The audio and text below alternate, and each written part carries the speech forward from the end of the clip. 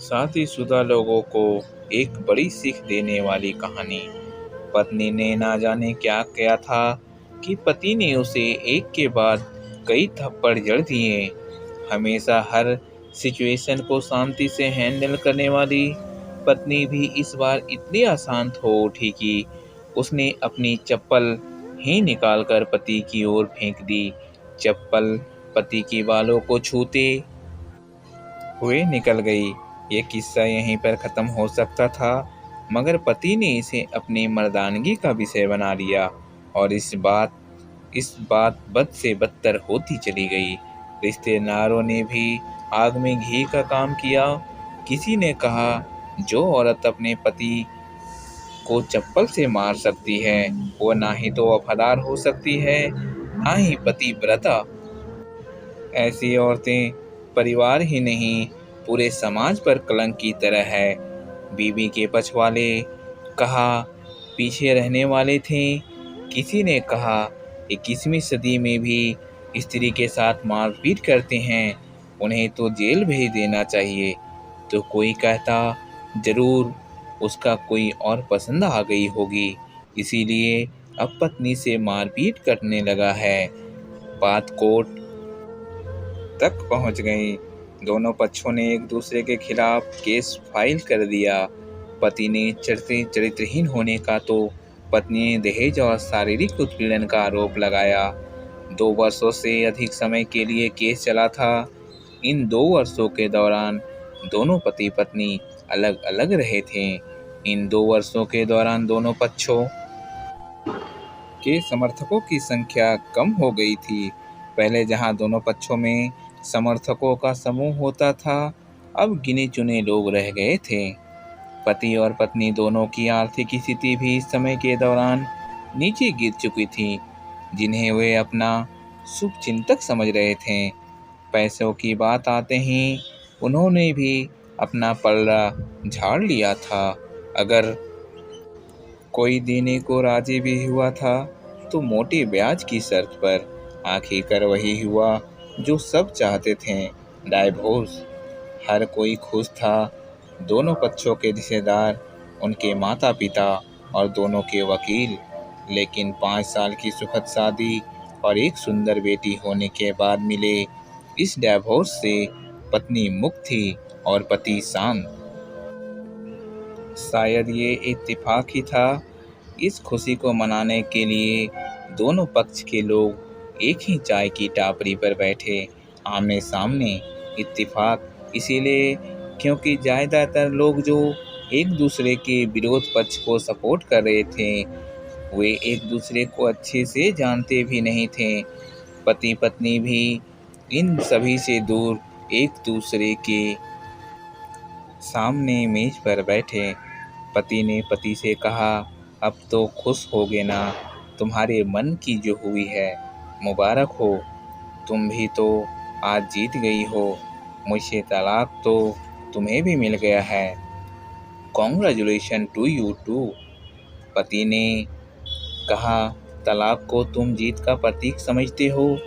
पत्नी ने पूछा।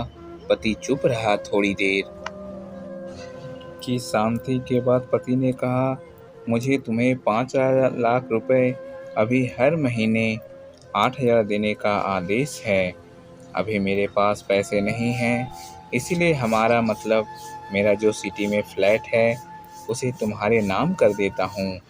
पत्नी बोली, लेकिन उस फ्लैट की कीमत तो 18 लाख की है।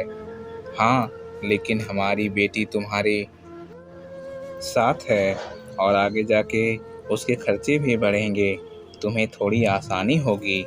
पति ने कहा, नहीं नहीं, मुझे सिर्फ 5 लाख ही देना और तुम हर महीने 8,000 तो देने ही वाले हो। हाँ, मैं मैनेज कर लूँगी। अगर 5 लाख नहीं हैं तब भी कोई बात नहीं। पत्नी बोली। दोनों फिर से शांत हो गए। पति सोचने लगा, कितनी भोली और समझदार है ये औरत, जो कुछ समय पहले तक मेरी पत्नी थी और अब अनजान। ये वही है जो कम से कम खर्चे में घर चलाती और पैसे बचाकर मेरे जन्मदिन और बर्थडे पर हमेशा मेरे लिए नए कपड़े खरीद लाती। कभी बीमार भी हो जाती तो पैसे बचाने के लिए मुझे मालूम ही ना होने देती और घरेलू नुस्खों से अपना इलाज कर लेती। मगर घर में कोई और बीमार होता तो तुरंत डॉक्टर के पास लेकर जाती। मेरी हिम्मत मारी गई थी। मैं ही अपनी झूठी मर्दानगी के चक्कर में इतनी बड़ी गलती कर बैठा। पत्नी के दिमाग में भी उथल पुथल चल रही थी। अभी भी वैसा का वैसा ही है। पहले भी खुद से ज़्यादा मेरे बारे में सोचता था और अब भी वह कर रहा है। ये वही आदमी है जो मुझे एक्सीडेंट से बचाने के लिए खुद मोटरसाइकिल के आगे कूद पड़ा था और अपनी उंगलियां तुड़वा बैठा था। पता नहीं कौन सी मनहूस घड़ी में झगड़ा कर बैठी। पति ने मौन तोड़ते हुए पूछा, अब तुम्हारे कमर का दर्द कैसा है?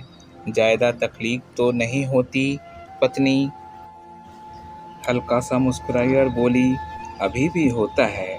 अब तो पेट में भी क्रैम्प्स उठते हैं। वो तो होगा ही। तुम योगा या कसरत भी तो नहीं करती हो। अब किसी गायकोनोलॉजिस्ट को जरूर दिखा देना। पति ने कहा, तुम बताओ, तुम्हारा अस्थमा कैसा है?